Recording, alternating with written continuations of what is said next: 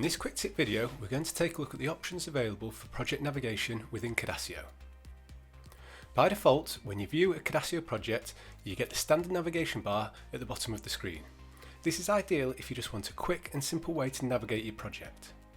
In case you hadn't noticed, you can see a faint outline of the navigation bar when in design mode to help ensure you place your objects and they're not occluded.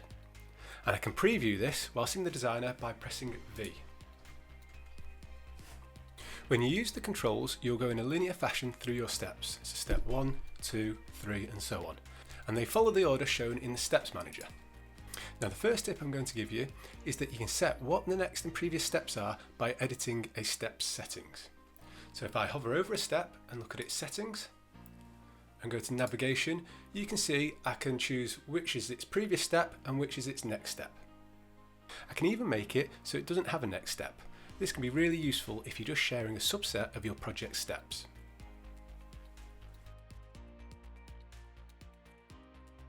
By going to the project's options, I can change the navigation overlay's location to the top or switch it off entirely. If I do switch it off, then I'll need to manually create links to navigate between my steps. On my first step, you'll see I've placed some text to act like buttons. And rather than going in a linear step-by-step fashion, I want the buttons to take me to different steps.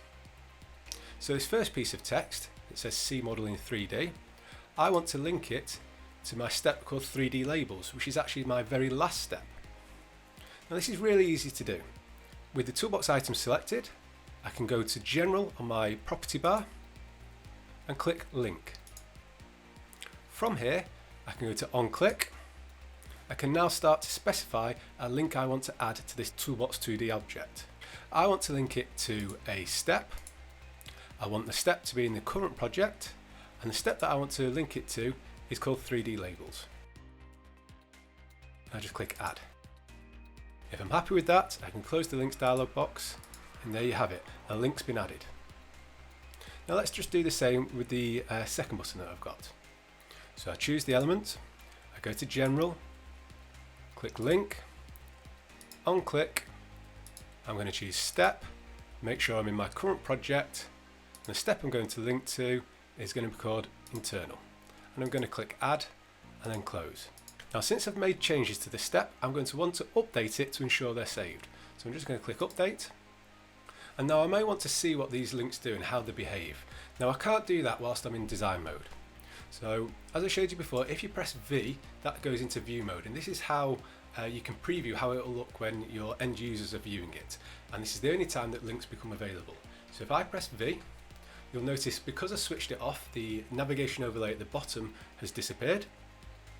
But now, if I hover over C model in 3D, you'll see I get a nice little hand to indicate it's a link. And if I click on there,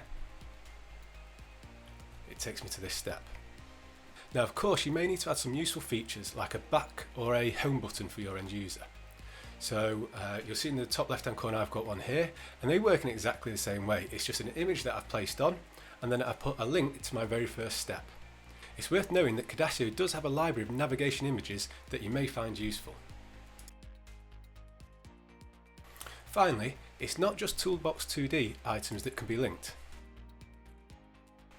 If I go to my next step, you'll see that I've highlighted some of the sub-assemblies that I want to be able to show more information about.